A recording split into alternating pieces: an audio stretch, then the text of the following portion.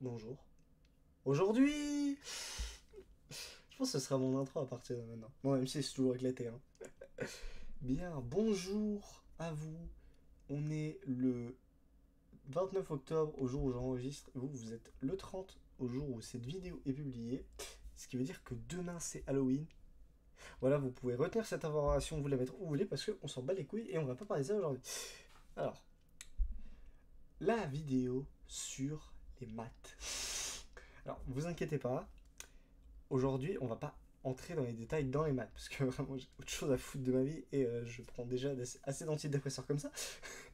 Non, aujourd'hui on va parler de la philosophie des maths, entre guillemets. Enfin, d'un problème lié à la philosophie des maths. Mais on va y revenir. Mais pour ça, j'ai besoin d'abord de vous expliquer finalement c'est quoi la philosophie des mathématiques. Alors, faut comprendre que faut voir la philosophie finalement comme un arbre. On fait souvent cette métaphore parce que bon, on adore les arbres. Je sais pas pourquoi. Peut-être un penchant écologique chez nous, mais bref. Donc, faut voir la philosophie comme un arbre. Mais la philosophie, c'est le tronc et les racines, si vous voulez. Voilà. Et qui dit tronc dit branche qui se déploie. Et dans ces branches, on en a plusieurs, mais bon, on va pas les nommer parce que j'ai la flemme et on n'est pas là pour ça. Mais parmi ces branches, on a donc les mathématiques. Il faut déjà comprendre qu'on les distingue de la philosophie des sciences. Parce que les maths ont beau être une science, c'est étudié différemment. Parce que si vous voulez, les maths, c'est un peu comme le langage. Il y a quelque chose qui le prédéfinit dans son utilisation. Du coup, on est obligé d'étudier l'objet en tant que tel et pas. Et du coup, c'est un peu compliqué. Bon, bref. Mais on n'est pas là vraiment pour rentrer dans ces détails-là, mais vous avez l'idée.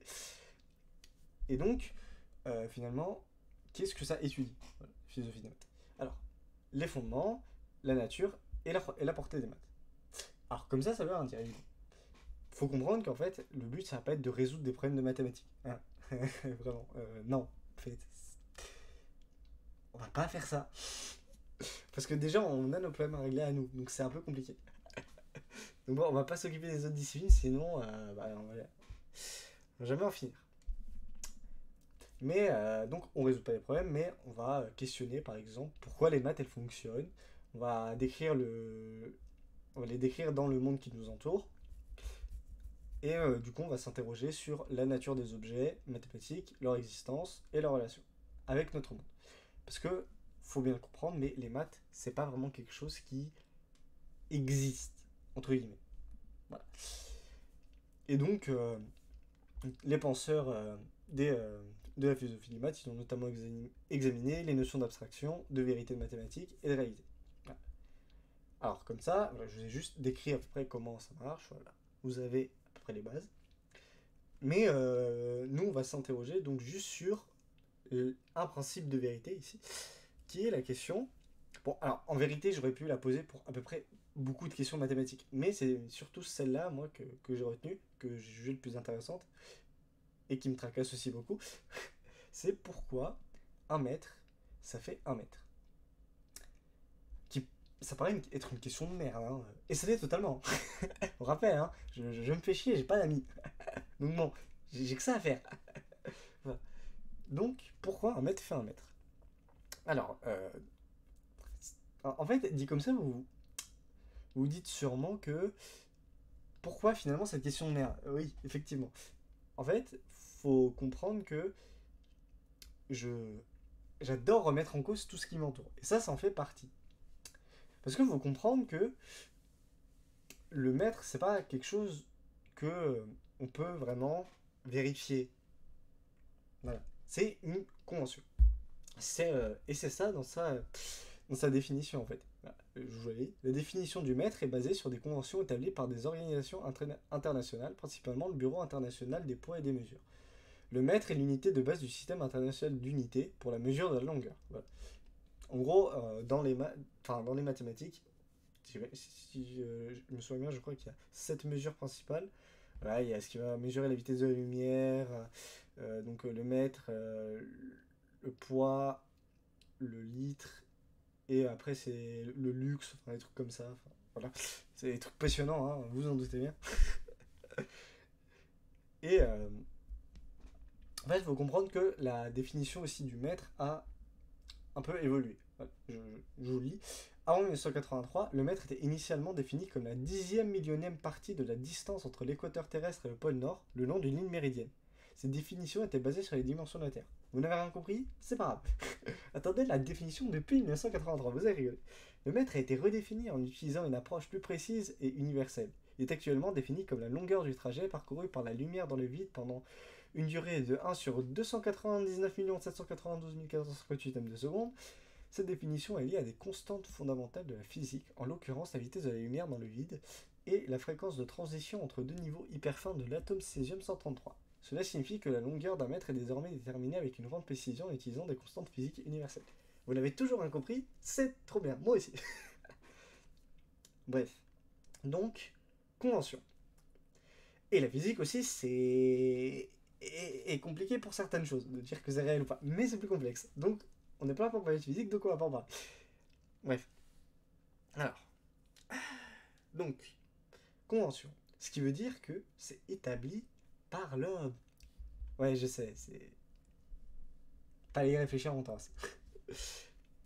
Donc, ça veut dire que nous donnons une approche et une définition du maître. Cependant, ça ne veut pas dire que ce maître est valable tout le temps. Ou même est valable tout court. C'est ça qu'il faut comprendre en fait. C'est que, autant le principe de base de l'unité, il est logique et vérifiable empiriquement. J'ai un stylo. Si j'en ajoute un autre, j'en ai deux. Voilà. Le problème, c'est que pour les mesures, eh ben on peut pas. Parce que en fait, c'est bien gentil, mais en fait, il y a bien que l'unité existe, il y a un équivalent aux mesures, c'est pas présent. Enfin, du moins, on n'en a pas la preuve. Et c'est là en fait tout est le problème, c'est que du coup, bah, un mètre ne pourrait pas faire aussi un mètre. En fait, c'est ça qui est très important. Bon, comme dans les faits, 2 plus 2 ne pourrait pas faire 4. Mais c'est plus parlant ici en fait. C'est un peu le problème. Parce qu'en fait, pour revenir à Platon, parce que oui, j'ai tout le temps cité, d'accord. Bien qu'il rentre pas dans la cité dans ma tier list, je vais tout le temps citer ce bâtard. J'en ai rien à foutre. Platon, chez Platon, on a ce qu'on appelle l'analogie de la ligne. Alors pour faire très simple, on rappelle, on a les idées dans le monde qui expliquent absolument tout. Et ces idées sont intelligibles et donc dans une réalité supérieure à la nôtre. Et dans les mathématiques, les mathématiques font partie aussi de l'intelligible, mais ce ne sont pas des idées à part entière.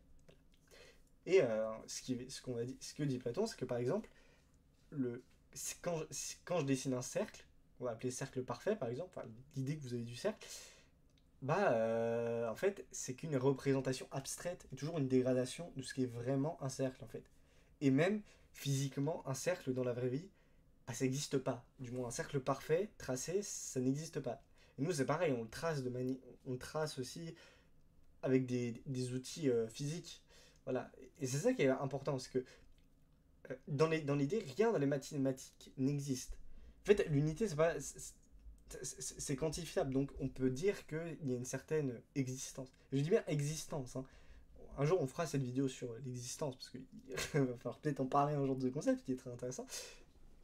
Mais quand je dis existence, c'est que on peut, comment dire, on peut techniquement avoir une trace ou une certaine pensée que ça prévaut quelque part, si vous voulez.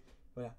Mais, en gros, si vous voulez, un caillou par exemple, ça a une existence. Voilà, je peux le toucher tout ça, mais ça vit pas. Voilà, il va pas bouger le caillou. Il est pas muet. Il a pas une espèce de même pas de volonté qui ferait que il peut se déplacer. Enfin, ce genre de choses. Vous voyez.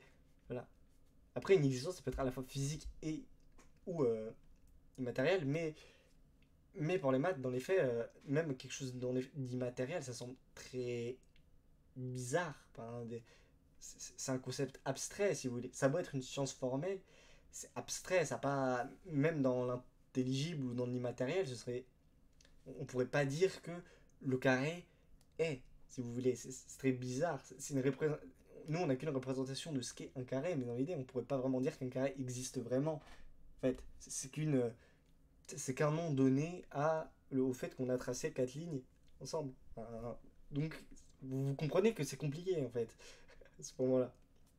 Et c'est pour ça que, du coup, bah, pour en revenir à ma question, il n'y a rien qui me prouve que 1 mètre fait 1 mètre. En fait, si vous voulez, on peut m'aligner. Mais déjà, bah, ce serait un problème parce que bon, tout n'est que question d'atomes. Donc bon, même si on alignait 2 atomes ensemble, il y aurait quand même un problème parce que je pense qu'il y aurait quand même un certain vide, une certaine distance qui les séparerait. Bah, de toute façon, même 2 atomes collés ensemble, ça peut pas être. Il y aura toujours du vide déjà, donc on peut pas combler la distance. Et voilà, en fait, on pourrait dire que si vous voulez, il y a 2 mois, enfin voilà, pour faire 1 mètre, si vous voulez, on pourrait. Enfin, bon, je fais plus grand qu'1 mètre. Est-ce que j'ai pas un truc qui ferait. Ouais, j'ai pas de règle sur moi. Mais oui, mais voilà, on pourrait dire que 2 règles de 50 centimètres, bon, si on enlevait les 50 centimètres, ça veut dire. Ça fait 1 mètre. Mais en fait, c'était juste défini pour simplifier et dire, voilà, 1 mètre, ça fait 1 mètre. Mais en réalité, ça n'existe pas. Et en fait, je fais surtout cette vidéo parce que ça va me permettre, dans les prémices, de basculer sur un point très important, c'est que il y a beaucoup de conventions humaines et beaucoup de choses du coup qui n'existent pas. Parce qu'en fait, faut comprendre que il y a le concept, je pense, le plus fondamental à saisir, c'est le dualisme entre homme, enfin, oui, bon, si vous voulez, et le reste.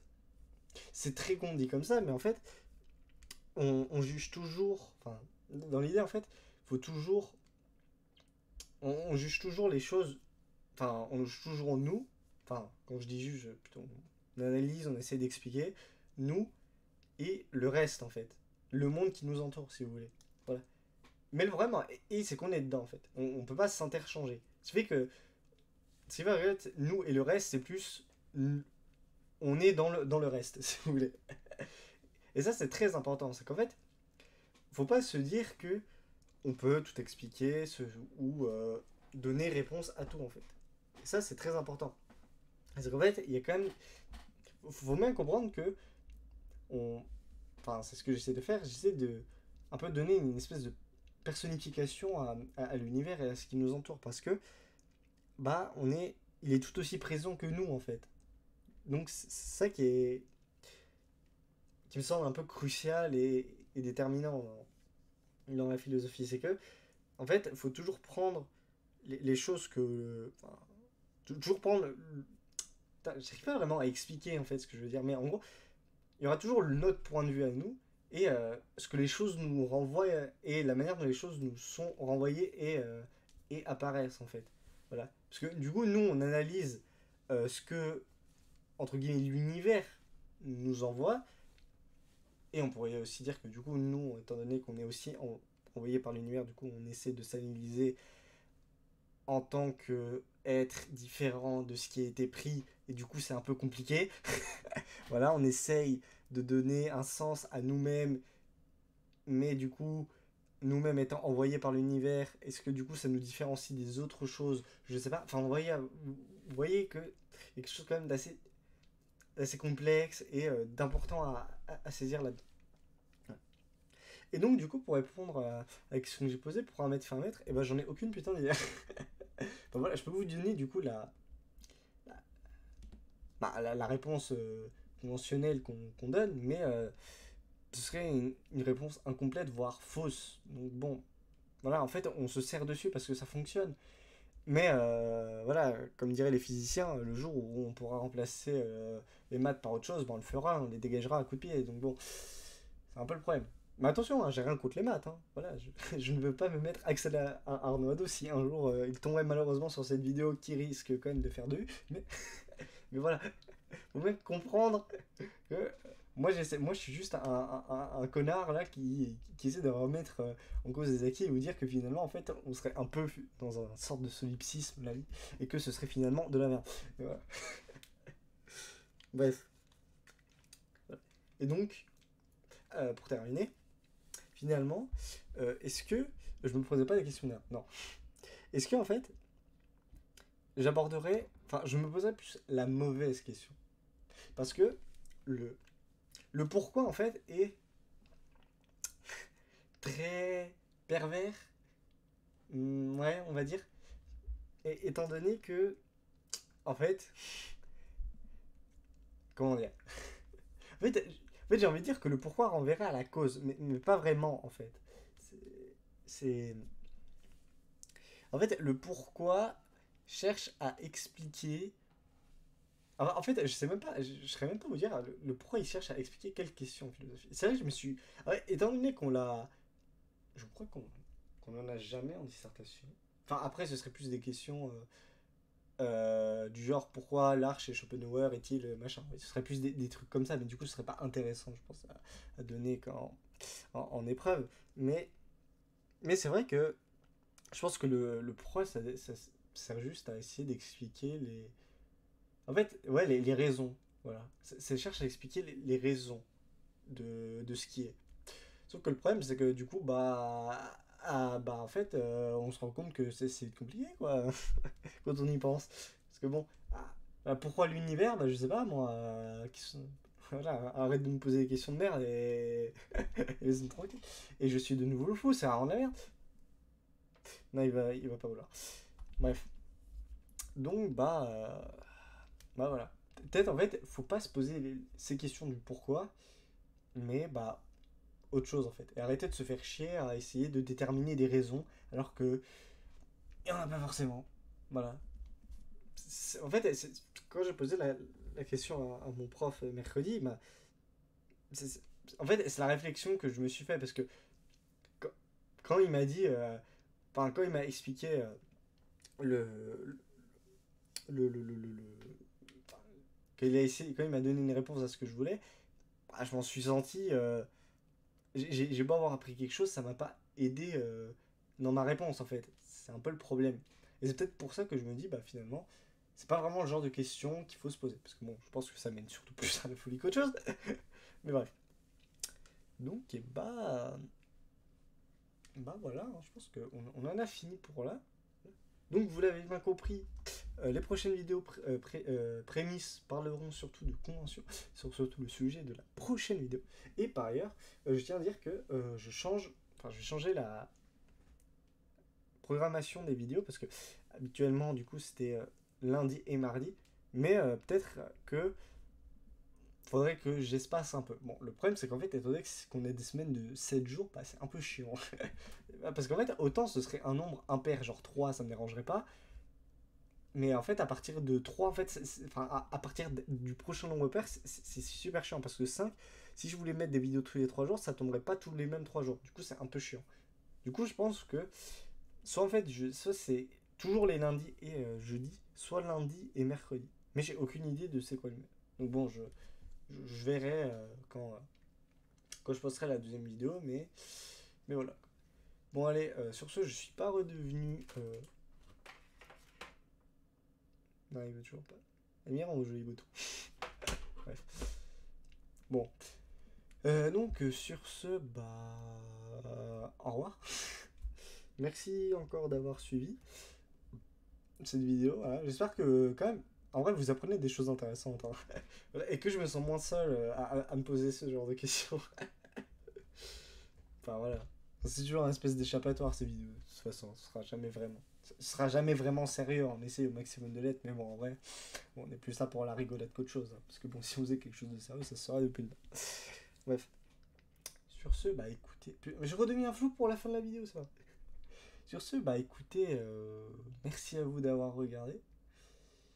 Et puis, je vous dis à mercredi ou jeudi. Voilà.